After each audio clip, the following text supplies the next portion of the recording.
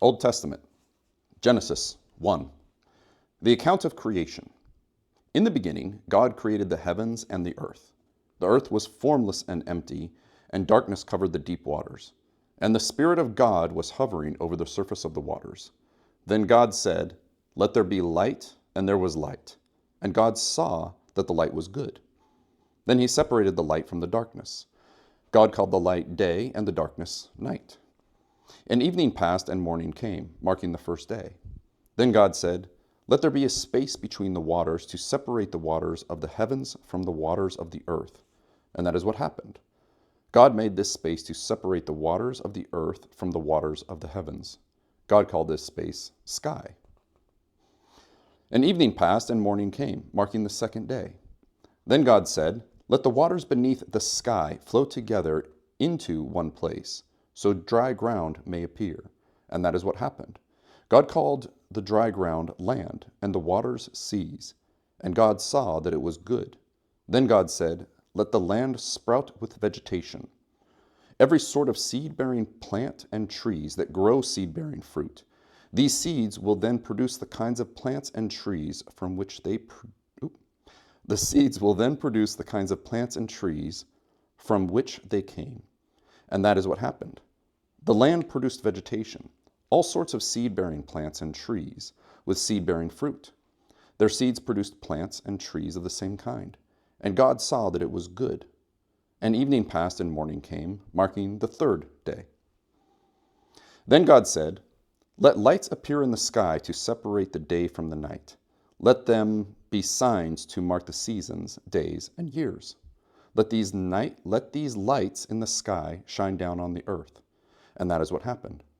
God made two great lights, the larger one to govern the day, and the smaller one to govern the night. He also made the stars. God set these lights in the sky to light the earth, to govern the day and night, and to separate the light from the darkness. And God saw that it was good. And evening passed, and morning came, marking the fourth day. Then God said, "Let the waters swarm with fish and other life. Let the skies be filled with birds of every kind." So God created sea creatures and every living thing that scurries and swarms in the water, and every sort of bird, each producing offspring of the same kind. And God saw that it was good. Then God blessed them, saying, "Be fruitful and multiply. Let the fish fill the seas, and let the birds multiply the earth."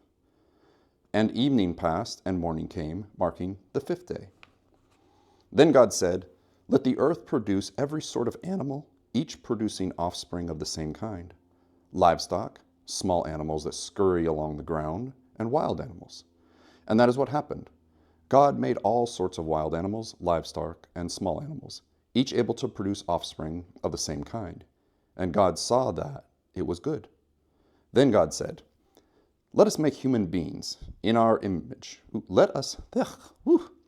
Then God said, "Let us make human beings in our image to be like us.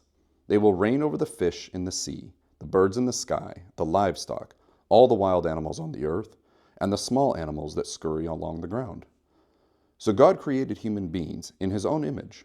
In the image of God he created them. Male and female he created them. Then God blessed them and said, "Be fruitful and multiply. Fill the earth and govern it. Reign over the fish in the sea, the birds in the sky, and the animals that scurry along the ground."